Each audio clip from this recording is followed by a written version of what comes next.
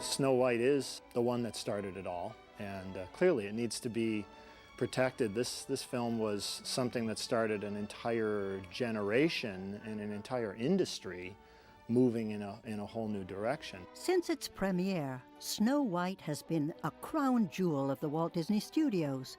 But over the decades, it was inevitable that the jewel would lose some of its luster. In order to make Snow White sparkle again for her 50th anniversary in 1987, an exhaustive film restoration was undertaken, beginning at its source, the fragile and volatile original nitrate negative.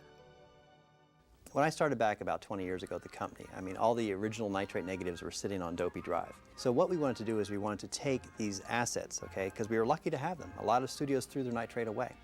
We found the original nitrate negatives and we took them and we created a new answer print and a new restoration master. However, all they photographed in dirt, all the damage that was in the film that they never saw in 37. Today's technology brought a lot of that out. So the first time I saw Snow White in the beautiful 1987 restored version for the 50th anniversary, I was genuinely horrified. I couldn't believe how much dirt was actually in the film. So it really set up as to how we could do this better. In 1993, Disney found a way to do it better, in partnership with a Kodak division known as Cineon. The restored 1987 film element was imported into the computer, and each of the tens of thousands of frames was cleaned and refurbished. We ended up giving ourselves 6 months to restore the entire 118,000 frames. And that's what happened, and ultimately ended up being an incredible process that generated much more than we ever anticipated. It really was the best version we ever created.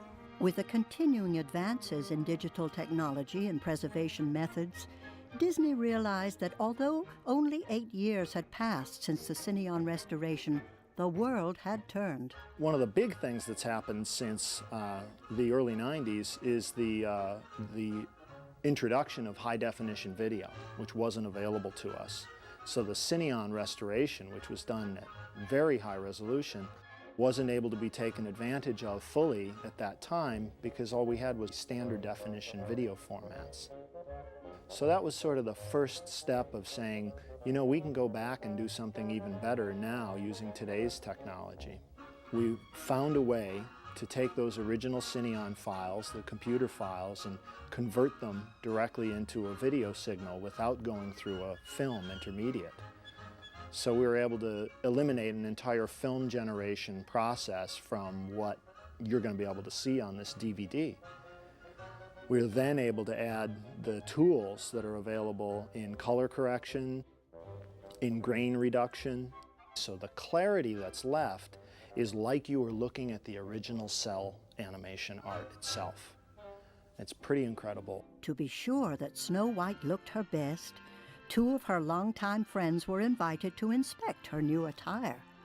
We brought Frank Thomas and Ollie Johnston in to have a look at the color correction while it was going on to sort of ensure that the mood was set the way they imagined it.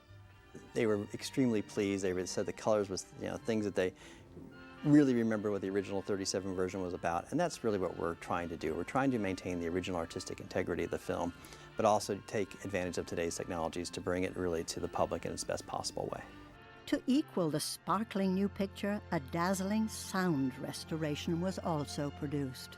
We have a 2-stage process that we do in the restorations. The first process is the denoising, declicking, re-equalization, and cleanup of the audio track.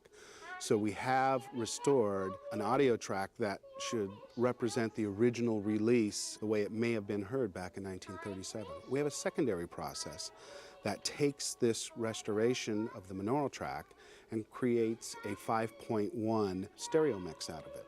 But in no way do we want to try to take something away from the original intent of the soundtrack by doing something that may not have been approved by the filmmakers at that time. I always, when I'm restoring these and doing the 5.1, I always try to keep in the back of my mind, would the original filmmakers have liked what I'm doing here? We were able to bring some fullness and some life to this track that you never, ever, including the original theatrical release of this movie, could have heard before. So the sound is better than ever. so is the picture.